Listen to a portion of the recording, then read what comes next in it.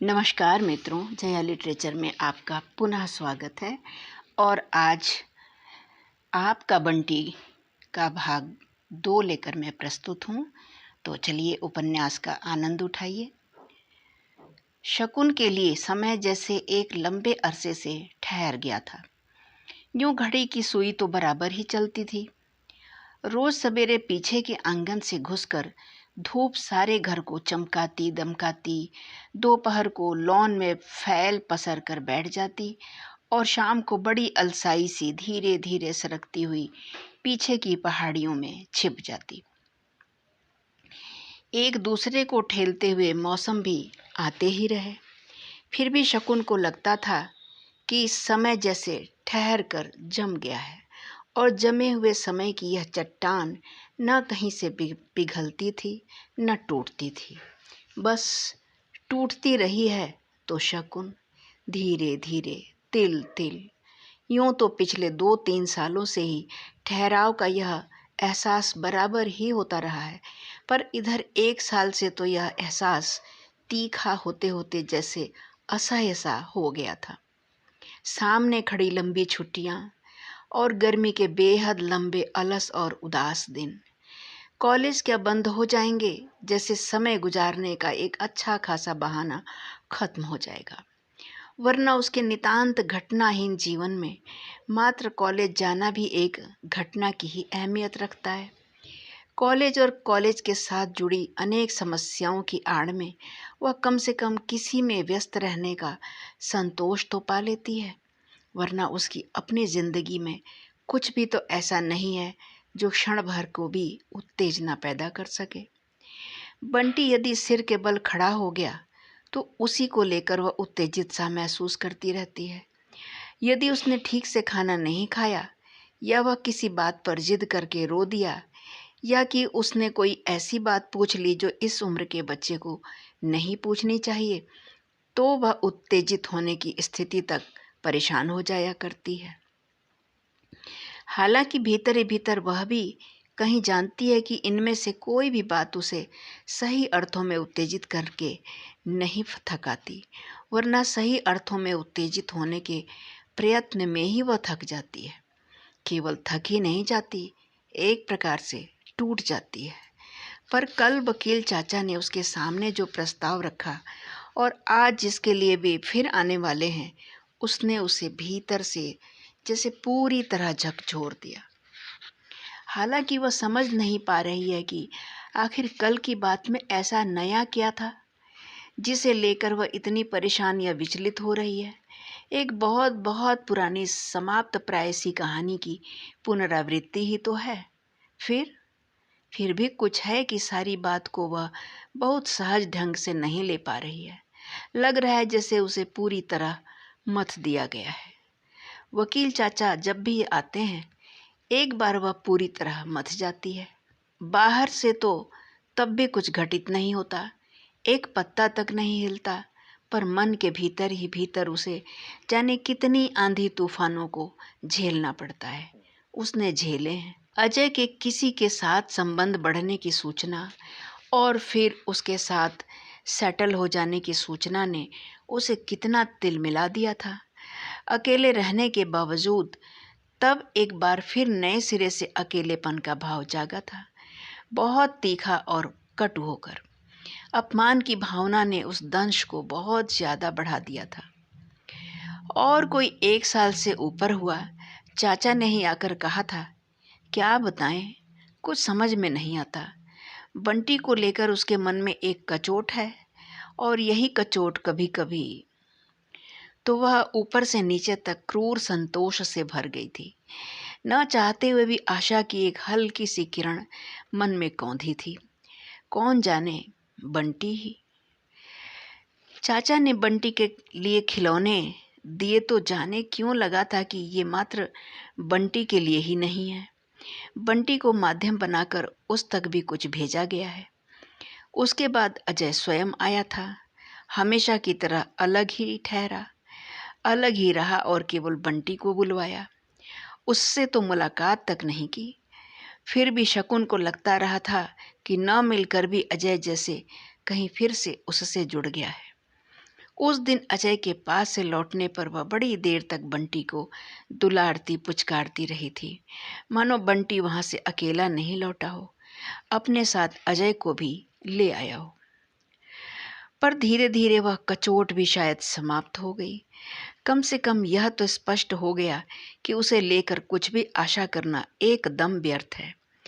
और उसके बाद से बराबर यह लगता रहा है कि अब सब कुछ समाप्त हो गया है, अंतिम और निर्णयात्मक रूप से। और तब से समय उसके लिए जम गया था, शिला की तरह। चाचा ने कल बात शुरू करने से पहले कहा था, अब तो कोई उम्मीद नहीं है। तो उसे यही लगा था कि उम्मीद तो उसे न अब है न पहले कभी थी। फिर किस बात की उम्मीद?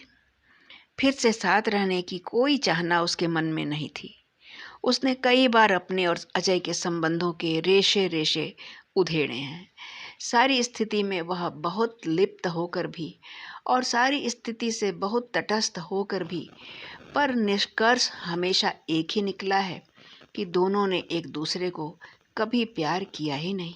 शुरू के दिनों में ही एक गलत निर्णय ले डालने का एहसास दोनों के मन में बहुत साफ होकर उभर आया था, जिस पर हर दिन और हर घटना ने केवल सान ही चढ़ाई थी। समझौते का प्रयत्न भी दोनों में एक अंडरस्टैंडिंग पैदा करने की इच्छा से नहीं होता था, वरन एक दूसरे को पराजित करके अपने अनुकूल बना लेने की आकांक्षा से। तर्कों और बहसों में दिन बीतते थे और ठंडी लाशों की तरह लेटे लेटे दूसरे को दुखी, बेचैन और छटपटाते हुए देखने की आकांक्षा में रातें। भीतर भीतर चलने वाली एक अजीब ही लड़ाई थी वह भी, जिसमें दम साध कर दोनों ने हर दिन प्रतीक्षा की थी कि कब सामने वाले की सांस उखड़ जाती है और वह घुटने टेक देता है, जिससे कि फिर वह बड़ी उदारता और क्षमाशीलता के साथ उसके सारे गुनाह माफ़ करके उसे स्वीकार कर ले, उसके संपूर्ण व्यक्तित्व को निरे एक शून्य में बदलकर। और इस स्थिति को लाने के लिए सभी तरह के दांव पेंच खेले गए थे, कभी कोमलता के, कभी कठोरता के, कभी सब कुछ लुटा देने वाली उदारता के, तो कभी सब कुछ समेट लेने वाली कृपणता के। प्रेम के नाटक भी हुए थे और तन मन को डुबो देने वाले विभोर क्षणों के अभिनय भी। पता नहीं उन क्षणों में कभी भावुकता, आवेश या उत्तेजना रही भी हो, पर शायद उन दोनों के ही शंकालु मनों ने कभी उन्हें उस रूप में ग्रहण ही नहीं किया। दोनों ही एक दूसरे की हर बात, हर व्यवहार और हर अदा को एक नया दांव समझने को मजबूर थे, और इस मजबूरी ने दोनों के बीच की दूरी को इतना बढ़ाया कि फिर बंटी भी उस खाई को पाटने के लिए सेतु नहीं बन सका, नहीं बना। साथ रहने की यंत्रणा भी बड़ी विकट थी और अलगाव का त्रास भी। अलग रहकर भी वह ठंडा युद्ध कुछ समय तक जारी ही नहीं रहा, बल्कि अनजाने ही अपनी जीत की संभावनाओं को एक नया संबल मिल गया था कि अलग रहकर ही शायद सही तरीके से महसूस होगा कि सामने वाले को खोकर क्या कुछ अमूल्य खो दिया है। और वकील चाचा की हर खबर, हर बात इन संभावनाओं को बनाती बिगाड़ती रही थी। सामने वाले को पराजित करने के लिए जैसा सायास और सन्नद्ध जीवन उसे जीना पड़ा, उसने उसे खुद ही पराजित कर दिया। सामने वाला व्यक्ति तो पता नहीं कब परिदृश्य से हट भी गया और वह आज तक उसी मुद्रा में, उसी स्थिति में खड़ी है, सांस रोके, दम साधे, घुटी घुटी और कृत्रिम। 7 वर्षों में विभागाध्यक्ष से प्रिंसिपल हो जाने के पीछे भी कहीं अपने को बढ़ाने से ज़्यादा अजय को गिराने की आकांक्षा ही थी। वह स्वयं कभी अपना लक्ष्य रही ही नहीं, एक अदृश्य अनजान सी चुनौती थी जिसे उसने हर समय अपने सामने हवा में लटकता हुआ महसूस किया था, और जैसे उसका मुकाबला करते करते, उससे जूझते जूझते ही वो आगे बढ़ती चली गई थी। पर इतने पर भी जब सामने वाला नहीं टूटा तो उसकी सारी प्रगति उसके अपने लिए ही जैसे निरर्थक हो उठी थी। कल पहली बार मन में आया कि यदि वह अपनी दृष्टि अजय की जगह अपने ही ऊपर रखती तो शायद इतनी मानसिक यातना तो नहीं भोगती। तब उसका हर बढ़ता हुआ कदम, उसकी हर उपलब्धि उसे कुछ पाने का एहसास तो कराती। पर अब नहीं, अब और नहीं। बीच में मेज पर दस्तखत किए हुए कागज एक गिलास के नीचे दबे हुए फड़फड़ा रहे हैं। मेज के इस ओर शकुन बैठी है और दूसरी ओर वकील चाचा। कितने दिनों के बाद उसने अजय के हस्ताक्षर देखे थे और देखकर एक अजीब सी अनुभूति हुई थी, पर चाहकर भी वह उसे नाम नहीं दे पाई। एक अध्याय था जिसे समाप्त होना था और वह हो गया। 10 वर्ष का यह विवाहित जीवन एक अंधेरी सुरंग में चलते चले जाने की अनुभूति से भिन्न न था। आज जैसे एकाएक वह उसके अंतिम छोर पर आ गई है, पर आ पहुंचने का संतोष भी तो नहीं है। ढकेल दिए जाने की विवश का चोट भर है, पर कैसा है यह छोर? न प्रकाश, न वह खुलापन, न मुक्ति का एहसास। लगता है जैसे इस सुरंग ने उसे एक दूसरे सुरंग के मुहाने पर छोड़ दिया है। फिर एक और यात्रा, वैसा ही अंधकार, वैसा ही अकेलापन। उसके अपने ही मन में जाने कितने कितने प्रश्न तैर रहे हैं। क्या खुद उसे अजय का संबंध भारी नहीं पड़ने लगा था? क्या वह खुद भी उससे मुक्त होना नहीं चाहती थी? तो फिर कैसा है यह दंश? क्या वह आज तक अजय से कुछ अपेक्षा रखती आई है? नहीं, अजय से कुछ न पा सकने का दंश यह नहीं है, बल्कि दंश शायद इस बात का है कि किसी और ने अजय से वह सब कुछ क्यों पाया जो उसका प्राप्य था, या कि इस बात का था कि वह सब कुछ तोड़ ताड़ कर निकलती और अजय उसके लिए दुखी होता, छटपटाता। साथ नहीं रह सकते थे, इसलिए साथ नहीं रह रहे हैं। स्थिति तब भी वैसी ही रहती, पर फिर भी कितना कुछ बदल गया होता। यदि अजय के साथ मीरा न होती, बल्कि उसके साथ कोई और होता। सच पूछा जाए तो अजय के साथ न रह पाने का दंश नहीं है यह, वरन अजय को हरा न पाने की चुभन है यह, जो उसे उठते बैठते सालती रहती है। इन फरफराते पन्नों ने उसके और वकील चाचा के बीच अनजाने ही शायद बहुत बड़ी खाई खोद दी है। तभी तो चाचा अस्वाभाविक रूप से चुप हो आए हैं, वरना इतनी देर तक चुप रहना चाचा के लिए संभव नहीं।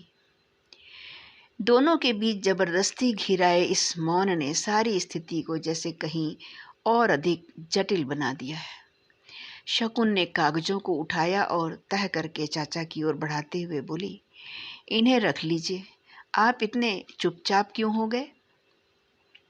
अपने स्वर की सहजता से वह स्वयं चौंकी। कहीं यह भाव भी जागा कि ऐसी स्थिति में भी बहुत सहज स्वाभाविक बने रहने की क्षमता उसमें है। चाचा ने इतनी गहरी सांस ली मानो बहुत देर से वे सांस रोके हुए ही बैठे थे। आखिर यह काम भी मेरे ही हाथों होना था। लोग जोड़ते हैं, मैं तोड़ने वाला बना। पता नहीं तुम भी क्या सोच रही होगी। स्वर की व्यथा शकुन को ऊपर से नीचे तक सहला गई। कोई बहुत ही मीठी सी बात कहकर चाचा को आश्वस्त करने का मन हुआ। आया तो था कि आज तुमसे बहुत बातें करूँगा, तुम्हें समझाऊंगा, पर क्या बताऊं शकुन, कुछ कहते ही नहीं बन रहा है। उनका स्वर एकदम भर्राया हुआ था। सीधे सच्चे मन से निकली हुई चाचा की इन बातों में उसे कहीं भी बनावटीपन या कृत्रिमता की बू नहीं आ रही। आप क्यों इतना गिल्टी फील कर रहे हैं? इसमें नया तो कुछ नहीं हुआ, जो था उसे ही तो कानूनी रूप दिया जा रहा है। और कहने के साथ ही उसे लगा, काश वो अपने मन को भी तो ऐसे ही समझा पाती। दोनों के बीच फिर मौन घिराया। वे दोनों और आसपास का सारा माहौल कुछ अजीब तरह से स्तब्ध था। केवल पास में पलंग पर सोया बंटी रह रहकर हाथ पैर चलाता या करवट ले लेता। और फिर एकाएक चाचा ने बात शुरू कर दी, बिना किसी भूमिका के। शायद शकुन की बात ने उसके स्वर ने उन्हें आश्वस्त कर दिया था, या कि उस संकोच को तोड़ दिया जिसके नीचे दबे दबे वे कुछ बोल नहीं पा रहे थे। हो सकता है तुम्हें मेरी कल की बात का बुरा लगा हो। रात में भी मैं इसी बात पर सोचता रहा था, पर बंटी को तुम्हें हॉस्टल भेज ही देना चाहिए। चाचा फिर अपने फॉर्म में आ गए थे, पर शकुन का मन सशंकित हो आया। शकुन जानती है कि हॉस्टल का आग्रह चाचा के अपने मन की उपज नहीं, वे उसे कलकत्ते से ढोकर लाए हैं। यह एक आदेश है जो सुझाव के खोल में लपेटकर उसके पास भेजा गया है, और इसीलिए वह बहुत कटु हो आई। 7 साल से मैं अकेली ही तो बंटी को पाल रही हूँ। उसका हित अहित मैं दूसरों से ज़्यादा जानती हूँ। तुम मुझे दूसरों में गिनने लगी हो? कब से? यह सही है कि मैं अजय का मित्र हूँ, कलकत्ते रहता हूँ, पर तुम्हारे लिए भी मेरे मन में कम स्नेह नहीं। पक्षपात की शिकायत भी करना चाहोगी तो एक बात तक तुम्हें ढूंढे नहीं मिलेगी। शकुन एक क्षण को भीतर ही भीतर कहीं लज्जित हो आई। नहीं, मेरा यह मतलब नहीं, आप गलत समझ गए। मैं तो खैर छोड़ो। शकुन को अब सुनना है, बोलने वे नहीं देंगे। तुम यह मत सोचो कि केवल अजय ही ऐसा चाहता है।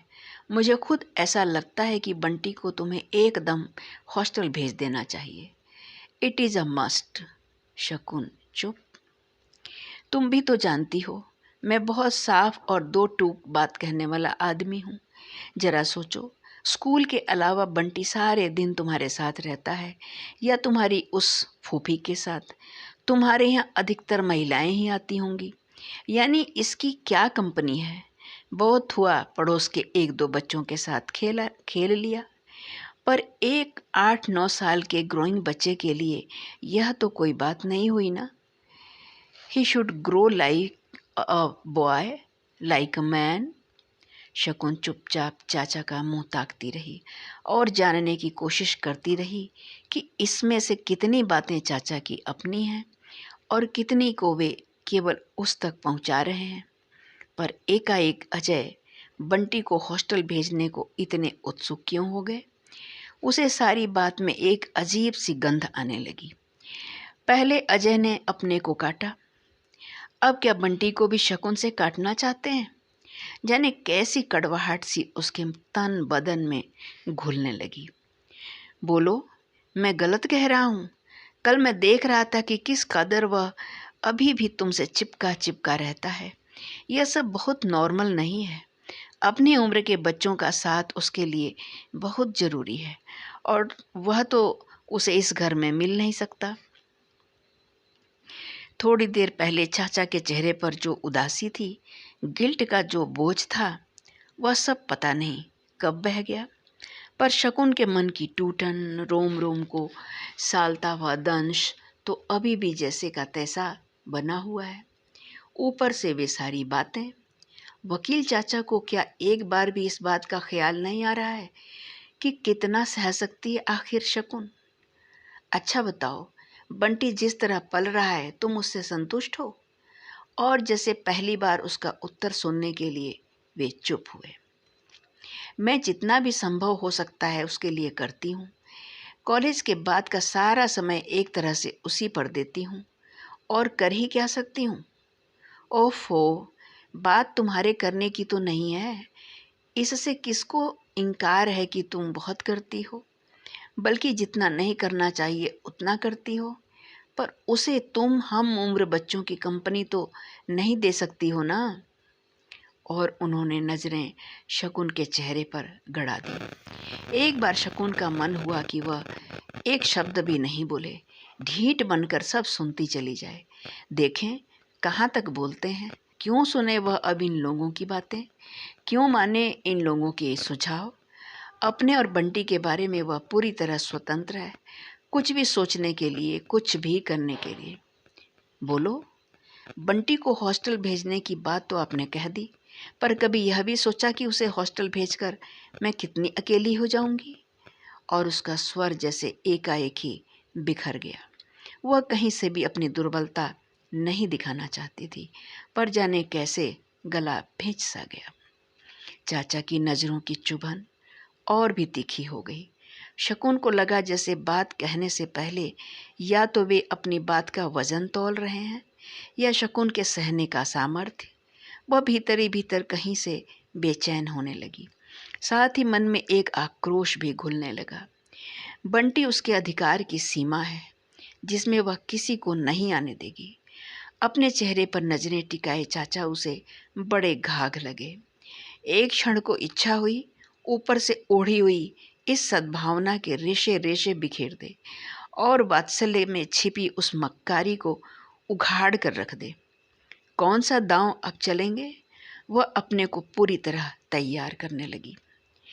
मुझे डर है शकुन, कहीं तुम अपना अकेलापन खत्म करने के चक्कर में बंटी का भविष्य ही न खत्म कर दो। तुम्हारा यह अतिरिक्त स्नेह उसे बौना ही न छोड़ दे। शकुन ऊपर से नीचे तक तिल मिला गई, पर फिर भी उससे एक शब्द तक नहीं कहा गया। चाचा धीरे धीरे और संभल संभल कर बोल रहे थे। शायद शकुन के चेहरे की प्रतिक्रिया भी उन्होंने समझ ली थी और स्थिति की नाजुकता भी। चीज़ों को सही तरीके से लेना सीखो शकुन। मैं जानता हूँ कि तुम्हें इस बात में तरह तरह की गंध आ रही होगी। जिस स्थिति में तुम हो उसमें यह बहुत स्वाभाविक भी है। जब आदमी एक जगह धोखा खाता है तो उसे लगता है सब जगह धोखा ही धोखा है, पर ऐसा होता नहीं है। शकुन चुपचाप पैर के नाखून से धरती कुरेदती रही। उसे कुछ नहीं कहना, बस वह करेगी वही जो उसे ठीक लगेगा। बात बंटी के हित की है और सच पूछो तो बंटी से भी ज़्यादा तुम्हारे हित की है। तो मानोगी नहीं और कहना भी बड़ा अजीब लगता है, पर मेरे सामने इस समय तुम्हारी बात ही सबसे प्रमुख है। शकुन चौंकी। अब यह कोई नया दांव है क्या? अंधेरे में चाचा का चेहरा बहुत साफ नहीं दिखाई दे रहा, पर स्वर में कहीं भी किसी तरह के दांव पेंच की गंध नहीं थी। क्या भरोसा वकील आदमी ठहरे। जरा आज से 9 साल बाद की बात सोचो, जब बंटी की अपनी ज़िंदगी होगी, अपने स्वतंत्र संबंध होंगे, अपनी इच्छाएं और अपनी महत्वाकांक्षाएं होंगी, तब तुम्हारा कितना अस्तित्व होगा उसकी ज़िंदगी में। चाचा एक क्षण को रुके, मानो बात को धीरे धीरे कहकर उसके एक एक पहलू के महत्व को समझा देना चाहते हो। और इस स्थिति की 2 ही परिणतियाँ हो सकती हैं, होंगी। या तो तुम उसके स्वतंत्र अस्तित्व को समाप्त करके उस पर हावी होने की कोशिश करोगी, और या फिर अपने को बहुत ही उपेक्षित और अपमानित महसूस करोगी। उस समय तुम्हें यही लगेगा कि जिसके पीछे तुमने अपनी सारी ज़िंदगी बर्बाद की, वह अब तुम्हें ही भूलकर अपनी ज़िंदगी जीने की बात कर सोच रहा है। उस समय तुम्हें बहुत बुरा लगेगा। आज अजय को लेकर तुम्हारे मन में जो कटुता है, हो सकता है कि फिर वही बंटी को लेकर हो, और आज से 10 गुना ज़्यादा हो। शकुन को लगा जैसे कोई पूरे होश हवास में उसे आरी से चीरे जा रहा है। एक बहुत ही कटु और बेभत्स सच्चाई है जिसे उसके पूरे नंगेपन में चाचा उसके सामने रखना चाहते हैं। पर क्यों? क्या वह यह सब नहीं जानती, या कि उसने इस पर नहीं सोचा है? दिनों, हफ्तों, महीनों सोचा है, रात रात भर जाग कर सोचा है, पर यह सोचना उसे कहीं उबारता नहीं, केवल डुबोता है, गहरे में और गहरे में। एक क्षण को कहीं बहुत गहरे में डूबी डूबी सी शकुन को चाचा की आवाज़ बड़ी अस्वाभाविक सी लगी। वह एकटक चाचा के चेहरे को देखकर भी जैसे कुछ नहीं देख रही थी। जो होना था सो हो ही गया, और चलो अच्छा ही हुआ। सारी ज़िंदगी उस तनाव में काटने की अपेक्षा तो उससे मुक्त होना लाख गुना अच्छा था। यह कानूनी कार्यवाही हो जाएगी सो भी अच्छा ही रहेगा। यह संबंध ही ऐसा है कि लाख लड़ भिड़ लो, अलग रहने लगो, पर कहीं न कहीं आशा का एक तंतु जुड़ा ही रह जाता है। वह आशा चाहे ज़िंदगी भर पूरी ना हो, होती भी नहीं है, फिर भी मन है कि इधर उधर नहीं जाता, बस उसी में अटका रह जाता है। शकुन का मन हुआ कि साफ कह दे कि उसके मन में आशा का कोई भी तंतु वंतु नहीं है, पर इतना बड़ा झूठ उससे नहीं बोला गया। सो भी वकील चाचा के सामने। उम्र और अनुभवों ने सान चढ़ाकर जिनकी नज़रों को बहुत पैना बना दिया है, पर मैं चाहता हूँ कि तुम अपने बारे में सोचना शुरू करो, बिल्कुल नए ढंग से, एकदम व्यावहारिक स्तर पर। शकुन की आंखों में एक बड़ा असहाय सा भाव उतर आया। क्या रखा है सोचने के लिए अब उसके पास? तुम सोच रही होगी कि पहले इन कागजों पर दस्तखत करवाएं, फिर बंटी को अलग करने की बात शुरू कर दी। कितना क्रूएल हूँ मैं, क्यों? यही सोच रही थी ना? नहीं तो, मैंने तो ऐसा कुछ नहीं सोचा। झूठ बोलते समय उसका अपना स्वर शायद बहुत कांप सा रहा था। कम से कम उसे ऐसा ही लगा। सोचा भी हो तो मैं बुरा नहीं मानूंगा, पर मैं तुम्हें तकलीफ देने के लिए बंटी को अलग नहीं करना चाहता। बिना बंटी को अलग किए भी तुम सोच सको तो अच्छा है, पर इतना ज़रूर कहूँगा कि तुम केवल बंटी की माँ ही नहीं हो, इसलिए केवल बंटी की माँ की तरह ही मत जियो, शकुन की तरह भी जियो। चाचा का अभिप्राय वह समझ भी रही थी और नहीं भी समझ रही थी। ठीक है, जो कुछ भी हुआ वह बहुत सुखद नहीं है, पर वह अंतिम भी नहीं है। कम से कम तुम जैसी औरत के लिए वह अंतिम नहीं हो सकता, नहीं होना चाहिए। और एकाएक ही शकुन को वह रात याद आ गई जब इसी तरह आमने सामने बैठकर चाचा उसे समझा रहे थे। दो जने साथ रहते हैं तो एडजस्ट तो करना ही पड़ता है शकुन, अपने को कुछ तो मारना ही पड़ता है। और जब उनके सारे हथियार चुक गए थे तो बड़े हताश स्वर में बोले थे, यदि ऐसा ही है तो फिर अच्छा है कि तुम लोग अलग हो जाओ। संबंध को निभाने की खातिर अपने को खत्म कर देने से अच्छा कि संबंध को खत्म कर दो। विवाह के बाद से ही उसके जीवन के हर महत्वपूर्ण मोड़ के साथ चाचा किसी न किसी रूप में जुड़े ही हुए हैं। अब फिर किस महत्वपूर्ण दिशा की ओर संकेत कर रहे हैं ये? अगर अजय अपनी जिंदगी की नई शुरुआत कर सकता है तो तुम क्यों नहीं कर सकती? क्यों अपने को इतना बांध बांध कर रखती हो? आखिर प्रिंसिपल होने के नाते यहाँ के भद्र समाज में तुम्हारा उठना बैठना होगा ही। इस दृष्टि से कभी इस बार शकुन एकाएक जैसे चौंकी। क्या चाचा डॉक्टर जोशी की ओर संकेत कर रहे हैं? पर नहीं, जिस बात को पूरी तरह उभरने के पहले ही खुद उसने मन ही मन दबा दिया, उसे चाचा जान ही कैसे सकते हैं? फिर भी वह हल्के से सावधान हो आई। तुम में क्या नहीं है? बुद्धिमान हो, पढ़ी लिखी हो, प्रिंसिपल हो, सारे शहर में तुम्हारा मान सम्मान है। फिर एक क्षण को ठहर कर हल्के से विनोद के साथ बोले, परिस्थितियों ने चाहे तुम्हें जितना तोड़ा हो, समय को तुमने अपने ऊपर हाथ नहीं रखने दिया। Really you seem to be age proof. और इस वाक्य के साथ ही वातावरण जैसे हल्का हो आया। सारी बात को और अधिक सहज बनाने के लिए उन्होंने फिर कहा, जो कुछ हो गया उसे भूल जाओ। बीती बातों को काटते रहना बूढ़ों का स्वभाव होता है, पर तुम तो। पास सोए बंटी ने करवट ली और एकदम पलंग की पाटी पर आ गया। शकुन झटके से उठी और उसे गिरने से बचाया। इतना लौटता है कि अगल बगल में रुकावट न हो तो रात में 5-10 बार तो नीचे ही गिरे। फिर धीरे से बीच में करके उसे बड़े स्नेह से थपकने लगी। चाचा ने मेज पर से टोपी उठाकर सिर पर रखी और उठने की मुद्रा में बोले, अरे अब छोड़ो ये रुकावटें लगाना, गिरता है तो गिरने दो, कुछ नहीं होता इस तरह गिरने से, गिर गिर कर ही बच्चे बड़े होते हैं, बनते हैं। और वे उठ खड़े हुए। इस सिलसिले में मुझे एक अमेरिकन की बात याद आती है। वह कुछ महीनों यहाँ रहा था और देखने सुनने के बाद बोला था कि हिंदुस्तानी लोग बच्चों से प्रेम नहीं करते, उन्हें बच्चों से मोह होता है, अंधा मोह। सच कहता हूँ, तब मुझे बड़ा ताव आ गया था उस पर बाद में सोचा वह ठीक ही कहता था। एक आम हिंदुस्तानी बच्चे की सही ढंग से परवरिश करना जानता ही नहीं। प्यार और देखभाल के नाम पर माँ बाप ही अपने को इतना थोपते रहते हैं बच्चे पर कि कभी वह पूरी तरह पनप ही नहीं पाता। और अपनी छड़ी उठाकर वे एकदम खड़े हो गए। उनसे दुगनी उनकी छाया लॉन में लेट गई। यह क्या आप एकदम ही चल दिए? और नहीं तो क्या, 10:30 तो बज गए। वैसे भी आज सवेरे का निकला हुआ हूँ। कल तो चले जाएंगे ना? बस कल कूच? अगला चक्कर कब लगेगा अब आपका? साथ साथ चलते ही शकुन ने पूछा।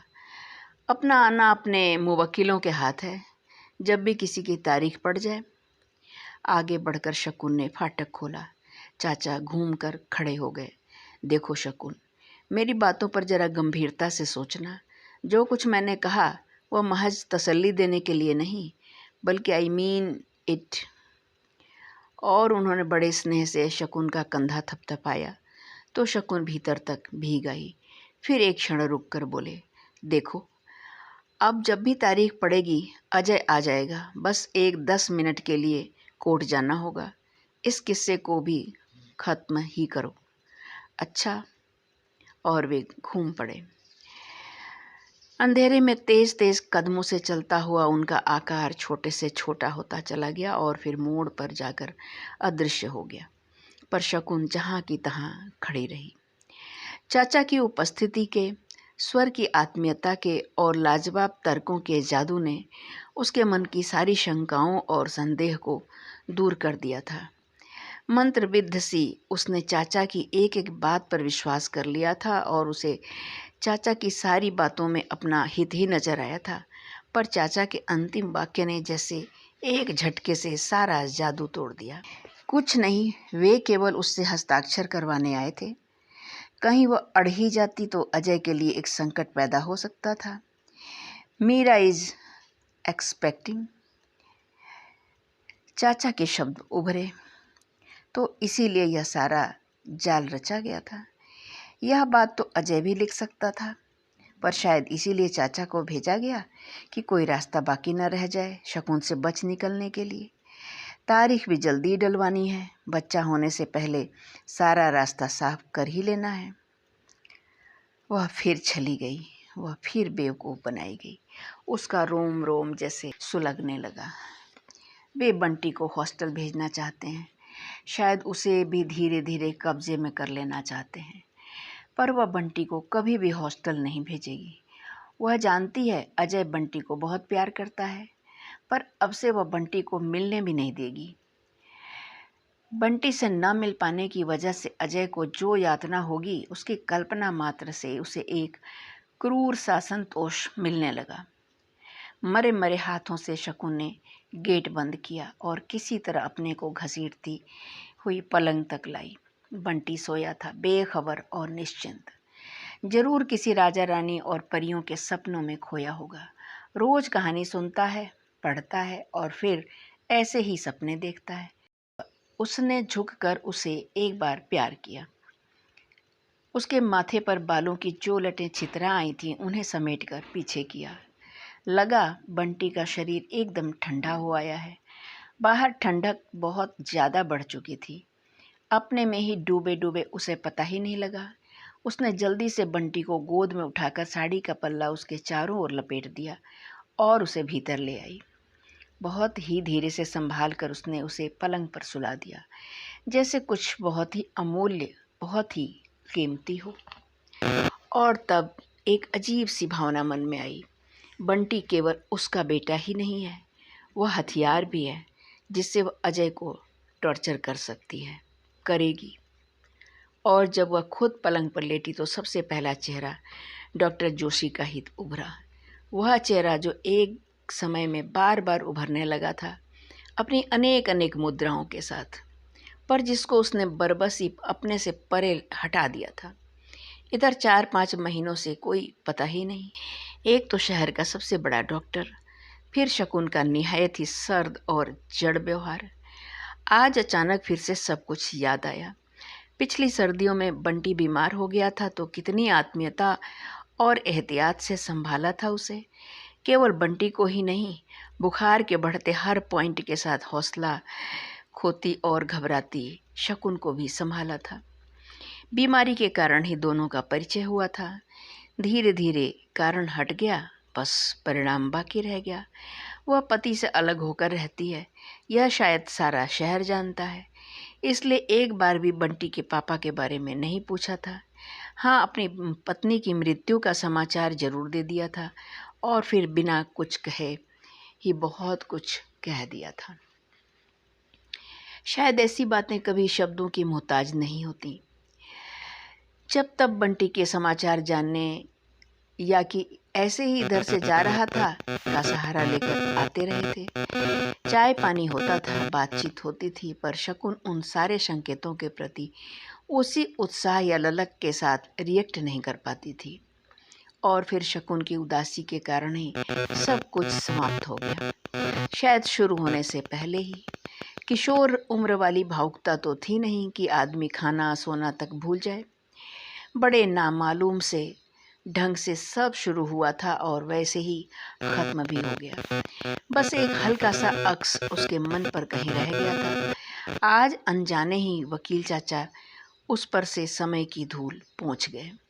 चेहरा उभरने के साथ ही पहली बात मन में आई, अजय के मुकाबले में जोशी कैसे हैं? और दूसरी बात आई, मीरा के मुकाबले में कैसे हैं? मीरा को उसने नहीं देखा, बस सुना है उसके बारे में। अनेक काल्पनिक चेहरे भी उभरे हैं मन में। पहले वह उन काल्पनिक चेहरों की तुलना अपने से किया करती थी। वह तुलना बहुत स्वाभाविक भी थी, पर जोशी और मीरा के मुकाबले की क्या तुक भला। फिर भी मन है कि बार बार कुछ तौल परख रहा है। उसे याद है पहले भी जब जब उसने जोशी के बारे में कुछ सोचा था, अनजाने और अनचाहे ही हमेशा अजय आकर उपस्थित हो गया था। केवल अजय ही नहीं, कहीं मीरा भी आकर उपस्थित हो जाती थी। उसे साफ लगता था कि जोशी या किसी का भी चुनाव उसे करना है तो जैसे अपने लिए नहीं करना है, अजय को दिखाने के लिए करना है, मीरा की तुलना में करना है।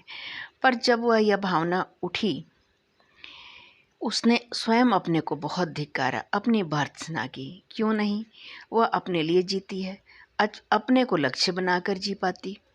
पर आज फिर अजय आकर खड़ा हो गया, अनदेखी मीरा आकर खड़ी हो गई। उसने अभी अभी हस्ताक्षर करके दिए हैं। कम से कम अब तो वह इन सब से मुक्त हो जाए। उसे मुक्त होना ही है, एक नई जिंदगी की शुरुआत करनी है। पर फिर मन में कहीं तैर ही गया, अजय को उसे दिखा ही देना है कि वह अगर एक नई जिंदगी की शुरुआत कर सकता है तो वह भी कर सकती है। नहीं, उसे किसी को कुछ नहीं दिखाना है। जो कुछ भी करना है अपने लिए करना है। और तब उसने बरबसी सब चेहरों को परे धकेल दिया। आज पापा आने वाले हैं। 10 बजे बंटी को सर्किट हाउस पहुंच जाने को लिखा है। मम्मी है कि पता नहीं कैसा मुंह लिए घूम रही हैं, न हंसती हैं न बोलती हैं, बस गुमसुम। इस बार वकील चाचा के जाने के बाद से ही मम्मी ऐसी हो गई हैं।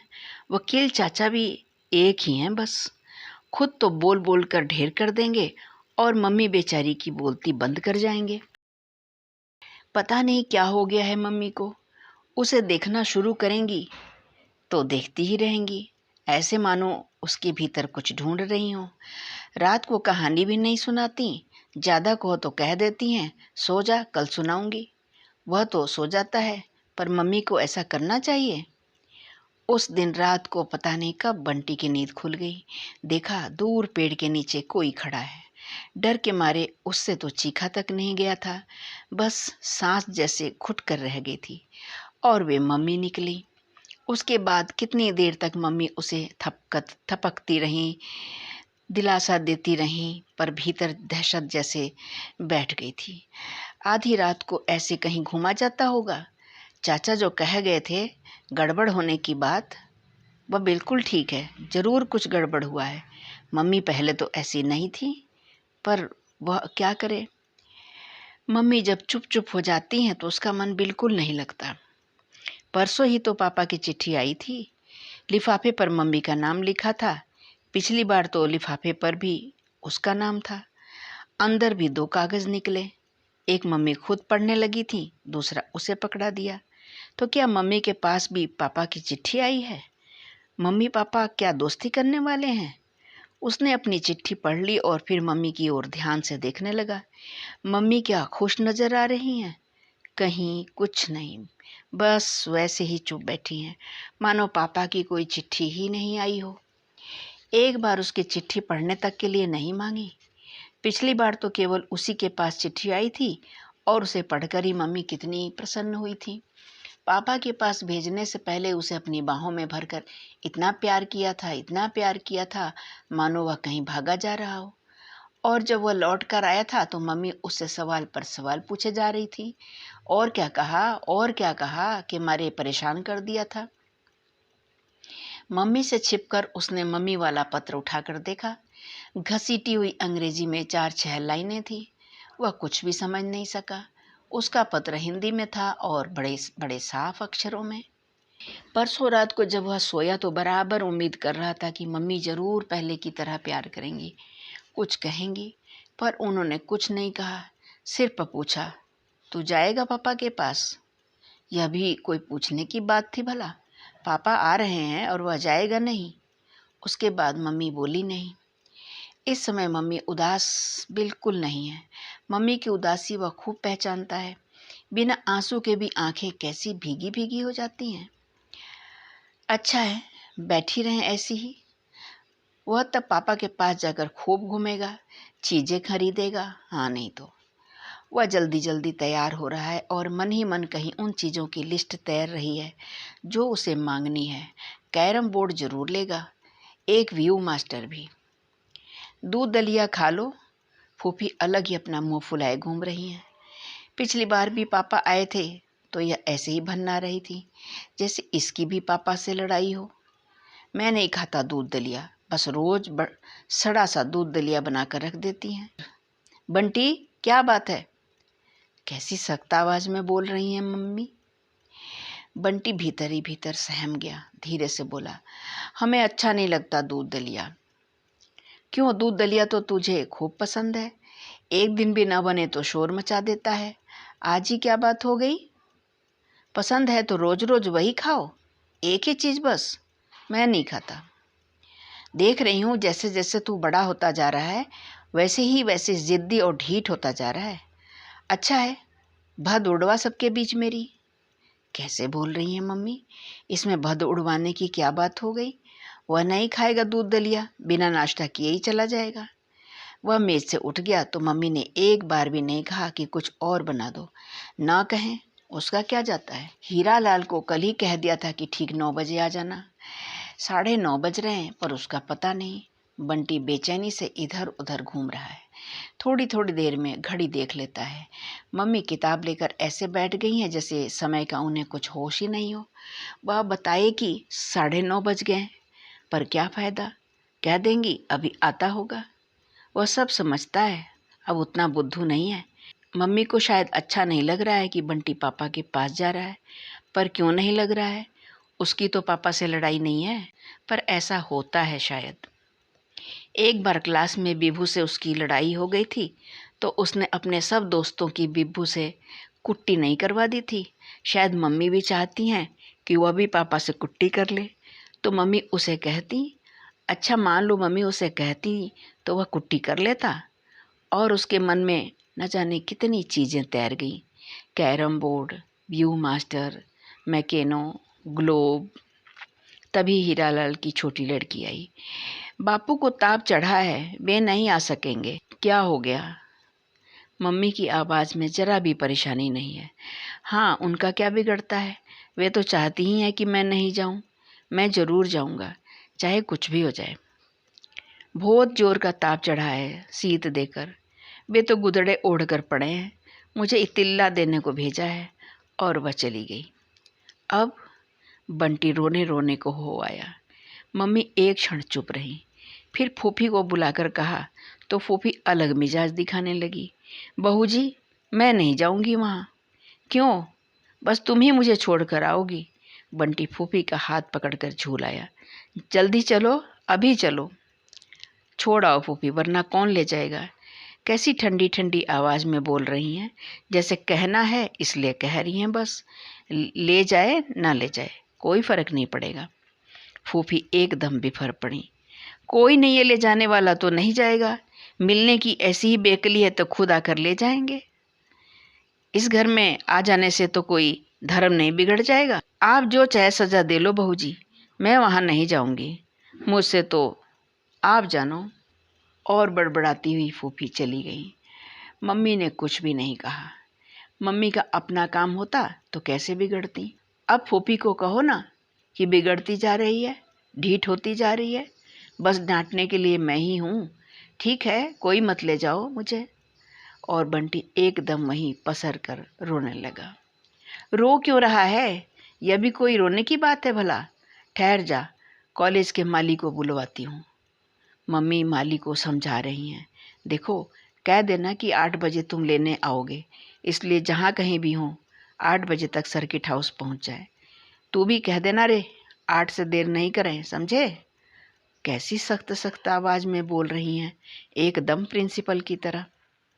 रास्ते में भी बंटी सोचता गया कि बहुत सारी बातें हैं जो वह पापा से पूछेगा, मम्मी से पूछी नहीं जाती। कभी शुरू भी करता है तो या तो मम्मी उदास हो जाती हैं या सख्त। उदास मम्मी बंटी को दुखी करती हैं और सख्त मम्मी उसे डराती हैं।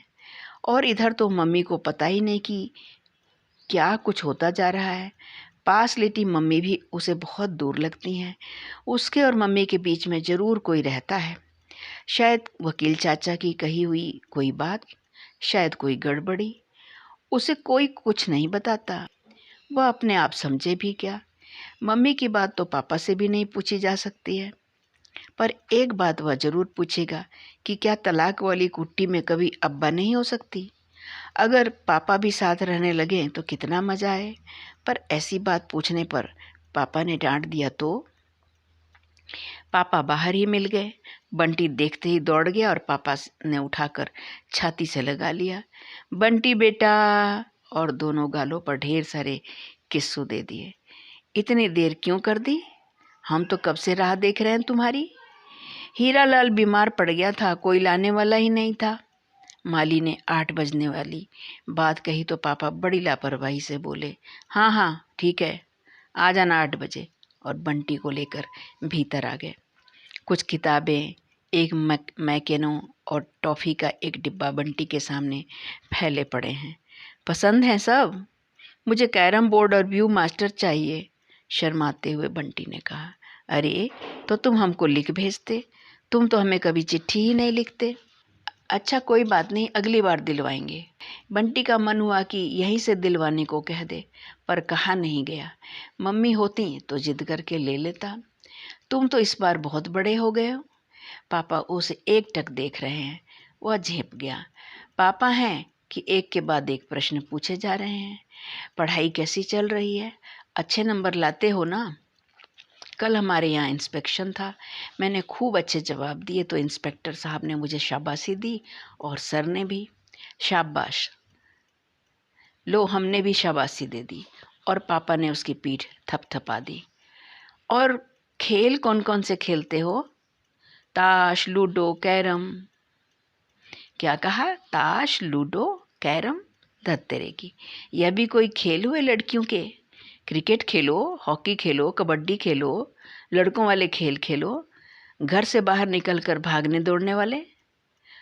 अच्छा, पेड़ पर चढ़ सकते हो? नहीं, मम्मी डांटती हैं, कहती हैं गिर जाएगा। तैरना सीखा? तैरने की कोई जगह है? पता नहीं। साइकिल चलाना आता है, छोटी 2 पहिए वाली? मम्मी कहती है जब 10 साल का हो जाऊंगा तब दिलवाएंगी। दोस्त कितने हैं? टीटू। कौन है टीटू? घर के पास रहता है, हमारे स्कूल में पढ़ता है, पर मुझसे 1 क्लास आगे है। और कुन्नी है। कुन्नी कौन? शर्मा साहब की लड़की है, मेरी दोस्त। उनका घर भी उधर ही है, हमारे घर के पीछे। चलिए फिर इधर को मुड़िए, फिर थोड़ा सा चलिए, बस उनका घर आ जाता है। इतनी अच्छी तरह समझाया, फिर भी पापा हंस रहे हैं। और कौन दोस्त है? कोई नहीं, बस कुल 2 दोस्त? नहीं, स्कूल में तो बहुत सारे हैं, पर उनके घर तो दूर दूर हैं। तुम्हारा मन कैसे लगता है सारे दिन? बच्चों को तो खूब दोस्तों के साथ रहना चाहिए, खूब खेलना चाहिए। लग जाता है, मम्मी खूब कहानियाँ सुनाती हैं, खूब ताश भी खेलती हैं। फिर मैं किताबें पढ़ता हूँ, ड्राइंग बनाता हूँ, खूब सारी पेंटिंग बना रखी है मैंने। अच्छी अच्छी तो मम्मी ने कमरे में लगा दी। अच्छा, इस बार हमारे लिए भी एक बनाना, हम भी अपने कमरे में लगाएंगे। तो एक क्षण को बंटी पापा का चेहरा देखता रहा। कह दे कि पापा हमारे साथ क्यों नहीं रहते? इस घर में तो मेरी पेंटिंग लगी ही हुई हैं। पापा इसी घर को अपना घर क्यों नहीं बना लेते? अलग घर में क्यों रहते हैं? इस घर में मेरा बगीचा भी तो है, खूब सुंदर सा। इस बार छुट्टियों में कलकत्ता चलोगे हमारे साथ? बंटी ने बड़ी सशंकित सी नज़र से पापा की ओर देखा। उसे साथ चलने को क्यों कह रहे हैं? पहले तो कभी नहीं कहा। बहुत मजा आएगा, खूब घूमेंगे। बोलो। मम्मी चलेंगी तो चलूँगा। छी छी, इतने बड़े होकर भी मम्मी के बिना नहीं रह सकते? यह गंदी बात है बेटे। अब तुम्हें मम्मी के बिना रहने की आदत डालनी चाहिए। तुम क्या लड़की हो जो मम्मी से चिपटे चिपटे फिरते हो? बंटी बहुत संकुचित हो आया। भीतर ही भीतर कहीं गुस्सा भी आने लगा। फूफी ऐसा कहती तो मज़ा चखा देता। पापा से क्या कहे? पर पापा ऐसी बात कहते ही क्यों हैं? खुद तो मम्मी के साथ नहीं रहते, चाहते हैं वह भी न रहे। बहुत चालाक हैं। एकाएक उसके मन में सामने बैठे पापा के लिए गुस्सा उफनने लगा। बहुत मन हुआ पूछे, आप मम्मी को भी साथ लेकर क्यों नहीं चलते? उसने एक उड़ती सी नज़र डाली। पता नहीं पापा उसकी बात से कहीं नाराज हो जाएं तो? वह पापा को जानता ही कितना है। मम्मी की तो हर बात का उसे पता है, पर पापा। बोलो, इस बार छुट्टियों में तुम्हें वहाँ बुलवाने का इंतज़ाम करें? छुट्टियाँ ख़त्म हो जाएंगी तो वापस भिजवा देंगे। नई नई चीज़ें देखोगे, Victoria Memorial, botanical gardens, lakes, zoo. और पापा एक एक चीज़ के बारे में विस्तार से बताने लगे। बड़ा शहर की बड़ी बड़ी इमारतें, बड़ी बड़ी बातें, और थोड़ी देर पहले समाया हुआ बंटी के मन का संकोच और भय इन बातों के बीच घुलने लगा। एक एक जगह के कई कई चित्र उसकी आंखों के सामने बनने बिगड़ने लगे। मन में एक साथ ही जाने कितना उत्साह और कौतूहल जाग उठा। वहाँ सब बंगला में बोलेंगे तो मैं क्या करूँगा?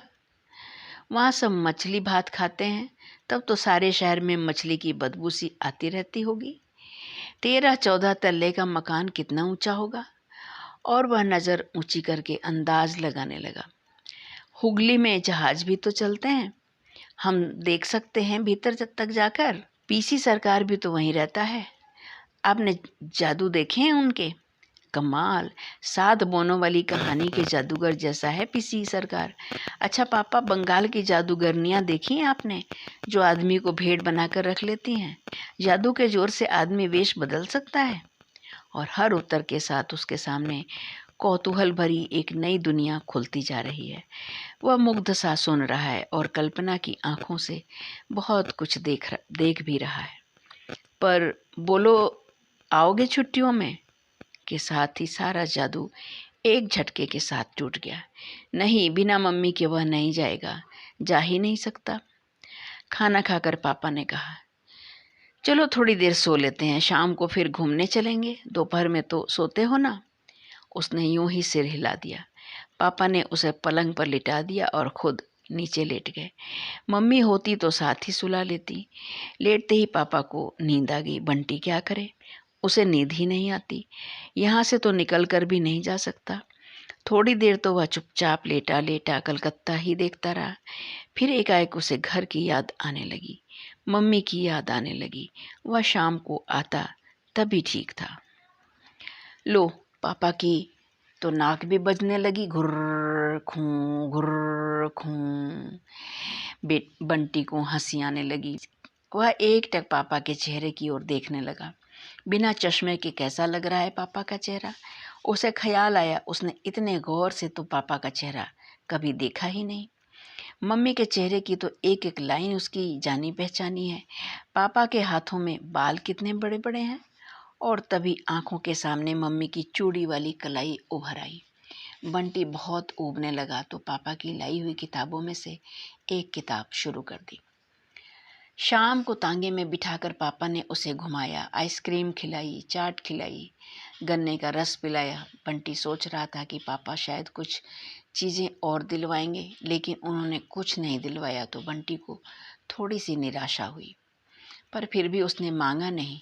खा पीकर घूम फिर कर शाम को वे लोग वापस आ गए। तांगे से उतरकर बंटी भीतर जाने लगा कि एकदम पापा की चिल्लाहट सुनाई दी। मुड़कर देखा, पापा तांगे वाले को डांट रहे थे। पता नहीं तांगे वाले ने क्या कहा कि पापा और जोर से चिल्लाए, झूठ बोलते हो, घड़ी देखकर तांगा किया था, मैं 1 पैसा भी ज़्यादा नहीं दूंगा। बंटी सहम कर जहाँ का तहाँ खड़ा हो गया। तांगे वाले ने कुछ कहा और कूद कर तांगे से नीचे उतर आया। पापा एकदम चीख पड़े, यू शट अप, जबान संभाल कर बात करो, जितना राहम खाओ उतना ही सिर पर चढ़े जा रहे हैं, जूते की नोक पर ही ठीक रहते हैं ये लोग। पापा का चेहरा एकदम सुर्ख हो रहा था और आंखों से जैसे आग बरस रही थी। बंटी की सांस जहाँ की तहाँ रुक गई। चपरासी और दरबान ने बीच बचाव करके तांगे को रवाना किया।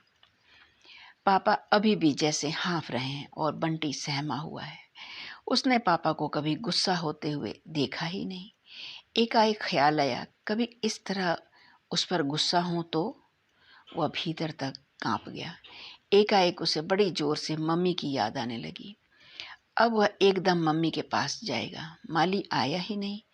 तभी चपरासी ने कहा, बाबा को लेने के लिए आदमी आया था, आधा घंटे तक बैठा भी रहा, अभी अभी गया है, बस आपके आने के 5 मिनट पहले ही। बंटी की आंखों में आंसू आ गए। किसी तरह उन्हें आंखों में ही पीता हुआ वह बड़ी असहाय सी नज़रों से पापा को देखने लगा। मन में समाया हुआ एक अनजान डर जैसे फैलता ही जा रहा था। पापा ने एक बार घड़ी की तरफ नज़र डाली। चपरासी चला गया तो यह भी अच्छा तमाशा है। घड़ी देखकर घर में घुसो, जो समय उधर से दिया गया है उसी में घूमो फिरो और लौट जाओ और लौट आओ। नॉनसेंस। एकाएक ही बंटी की छलछलाई आंखें बह गईं। पता नहीं माली के लौट जाने की बात सुनकर या पापा का गुस्सा देखकर या कि इस भय से कि कहीं पापा रात में यहीं रहने को ना कह दें। 2 दिन से पापा को लेकर जो उत्साह मन में समाया हुआ था वह एकदम बुझ गया और सामने खड़े पापा उसे निहायत अजनबी और अपरिचित से लगने लगे। अरे तुम रो रहे हो, रोने की क्या बात हो गई? माली चला गया, अब मैं घर कैसे जाऊंगा, सिसकते हुए बंटी ने कहा। पागल कहीं का, यहाँ क्या जंगल में बैठा है? मैं नहीं हूँ तेरे पास? मम्मी के पास जाऊंगा, रोते रोते ही बंटी ने कहा। हाँ हाँ, तो मैंने कब कहा कि मम्मी के पास नहीं जाओगे? पर माली तो चला गया। चला गया तो क्या, मैं तुम्हें छोड़ कर आऊँगा बस। बंटी ने ऐसे देखा जैसे विश्वास नहीं कर रहा हो, कहीं उसे बहका तो नहीं रहे। अभी चुप करने के लिए कह दें और फिर कहने लगें कि सो जाओ। पापा ने पास आकर उसका माथा सहलाया, गाल सहलाए, तो टूटा विश्वास जैसे फिर जुड़ने लगा। पापा फिर अपने लगने लगे। पागल कहीं का, इतना बड़ा होकर रोता है मम्मी के लिए? तो आंसुआई आंखों से ही बंटी हंस दिया। भीतर ही भीतर बड़ी शर्म महसूस हुई अपने ऊपर। सचमुच उसे इतनी जल्दी रोना नहीं चाहिए। बच्चे रोया करते हैं बात बात पर, तो वह तो अब बड़ा हो गया है, अब कभी नहीं रोएगा इस तरह। बंटी पापा के साथ तांगे में बैठा और मन एकदम हल्का होकर दूसरी ओर को दौड़ गया। पापा को देखकर मम्मी को कैसा लगेगा? एकदम खुश हो जाएंगी। वह खींचकर पापा को अंदर ले जाएगा और मम्मी का हाथ पापा का हाथ मिला देगा। चलो कुट्टी खत्म। फिर मम्मी और वह मिलकर पापा को जाने ही नहीं देंगे। सोते घूमते फिरते कितनी बार मन हुआ था कि मम्मी की बात करे, पापा से वह सब पूछे जो मम्मी से नहीं पूछ पाता, पर पापा का चेहरा देखता और बात भीतर ही घुमड़ कर रह जाती। पर पापा को साथ लाकर और दोस्ती की बात सोच सोचकर उसका मन थिरकने लगा। जाने कैसे कैसे चित्र आंखों के सामने उभरने लगे। पापा मम्मी और वह घूमने जा रहे हैं, वह पापा के साथ मिलकर मम्मी को चिढ़ा रहा है और कभी मम्मी के साथ मिलकर पापा को। अजीब सा उत्साह है जो मन में नहीं समा रहा है। कहानियों के न जाने कितने राजकुमार मन में तैर गए, जो अपनी अपनी माँ के लिए समुद्र तैर गए थे या पहाड़ लांग गए थे। वह भी किसी से कम नहीं है। माँ के लिए पापा को ले आया, अब दोस्ती भी करवा देगा, वरना कोई ला सकता था पापा को। अब चिढ़ाए फूफी की बंटी लड़की है। अब मम्मी कभी उदास नहीं होंगी, लेटे लेटे छत या आसमान को नहीं देखेंगी। टीटू की अम्मा यह नहीं पूछेंगी, आते हैं तुम्हारे पापा यहाँ? उसने बड़े थिरकते मन से पापा की ओर देखा। पापा एकदम चुप क्यों है? अंधेरे में चेहरा ठीक से नहीं दिखाई दे रहा है। वह चाहता है पापा कुछ बोलते चलें, कलकत्ता चलने की बात ही कहें या कि उसे लड़के वाले खेल खेलने की बात ही कहें, पर कुछ तो कहें। बोलते हुए पापा उसे अपने बहुत पास लगने लगते हैं। चुप हो जाते हैं तो लगता है जैसे पापा कहीं दूर चले गए, जैसे उसके और पापा के बीच में कोई और आ गया। उसी निकटता को महसूस करने के लिए उसने अनायास पापा का हाथ पकड़ लिया, पर पापा हैं कि बिल्कुल चुप। पापा की चुप्पी से बंटी के मन में अजीब तरह की बेचैनी घुलने लगी। कहीं दोस्ती की बात करते ही पापा चिल्लाने लगे, आंखें लाल लाल करके। तो पापा का वही चेहरा उभर आया। ऐसे चिल्लाते होंगे तभी शायद मम्मी ने कुट्टी कर ली होगी। बंटी ने फिर एक बार पापा की ओर देखा। अंधेरे में पापा का चेहरा दिखाई नहीं दे रहा। बस यही है घर, बाईं तरफ वाला। कॉलेज के पास आते ही तांगा थम गया था। बंटी ने कहा तो तांगे वाले ने बाईं तरफ को लगा दिया। बंटी ने हाथ और कसकर पकड़ लिया। हाथ पकड़े पकड़े ही वह तांगे से नीचे उतरा और एक तरह से पापा को खींचता हुआ गेट की तरफ चला।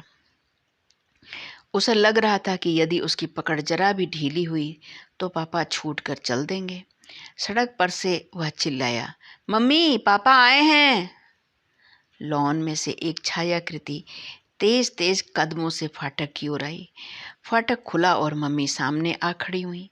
मम्मी को देखते ही बंटी का हौसला बढ़ गया। लगा जैसे वो अपनी सुरक्षित सीमा में आ गया है। पापा के हाथ को पूरी तरह खींचता हुआ बोला, भीतर चलिए ना पापा, मैं अपना बगीचा दिखाऊंगा, मोगरा खूब फूला हुआ है। पर मम्मी और पापा जहाँ के तहाँ खड़े हुए हैं, चुप और जड़ बने हुए।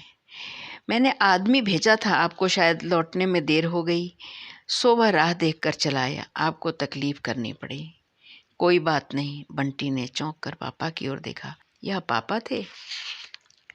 एकदम बदला हुआ स्वर, न प्यार वाला न गुस्से वाला।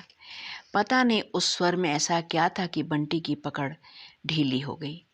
फिर भी उसने कहा, पापा एक बार भीतर चलिए ना, मम्मी तुम कहो ना। बंटी रुआंसा हो आया। कुछ देर बैठ लीजिए, बच्चे का मन रह जाएगा। मम्मी कैसे बोल रही हैं? किसी को ऐसे कहा जाता है होगा ठहरने के लिए? रात हो गई है, फिर लौटने में बहुत देर हो जाएगी। इसी तांगे को रोक लीजिए, अभी कहाँ देर हुई है, चलिए ना। हाथ पर झूलते हुए बंटी ने पापा को भीतर खींच ही लिया। पापा भीतर आए। लॉन में ही मम्मी पापा आमने सामने कुर्सी पर बैठ गए। बंटी पुलकित। उसे समझ ही नहीं आ रहा था कि क्या करे और कैसे करे। कल 10 बजे ही पहुंच जाना, दूसरा ही नंबर है, 15-20 मिनट में नंबर आ ही जाएगा। अपने आप आ सकोगी ना? हाँ, पहुंच जाऊंगी। अंधेरे में दोनों के चेहरे नहीं दिखाई दे रहे, पर आवाज़ें कैसी बदली हुई हैं। पापा ने कहाँ आने को कहा है? मन हुआ पूछे, पर हिम्मत नहीं हुई। मम्मी पापा की कोई बात है, उसे बीच में नहीं बोलना चाहिए। तभी एकदम दौड़ कर गया। रात में पौधे सोते हैं, उन्हें छूने से भी पाप लगता है, और अगर फूल पत्ता तोड़ो तब तो बहुत बड़ा काला वाला पाप लगता है।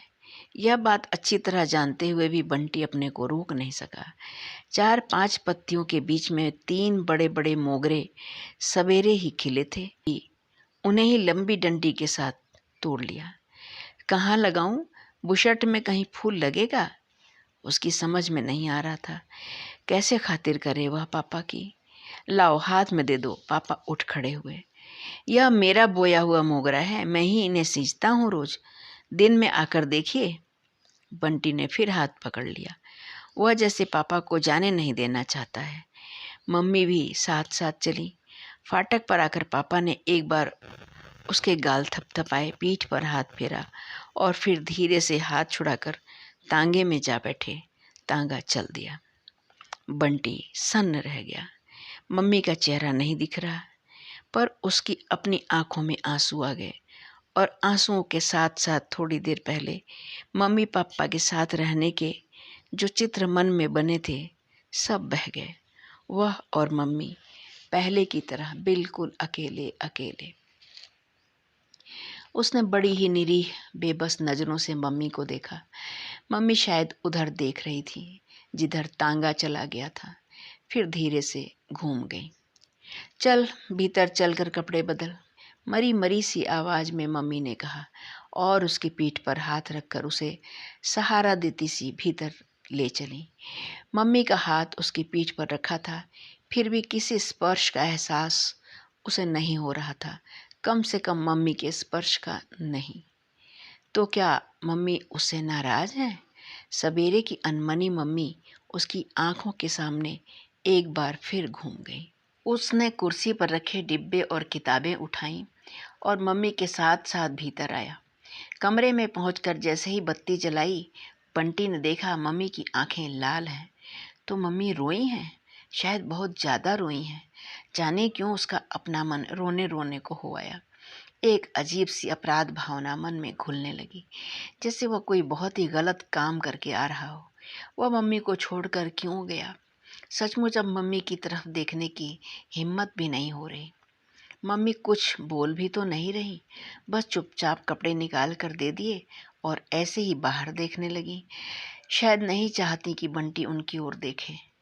एक बार उसका मैकेनो तो देखती, कितना बड़ा है। बदल लिए कपड़े, बस्ता भी अभी से जमा कर रख ले, सवेरे फिर जल्दी नहीं उठा गया तो।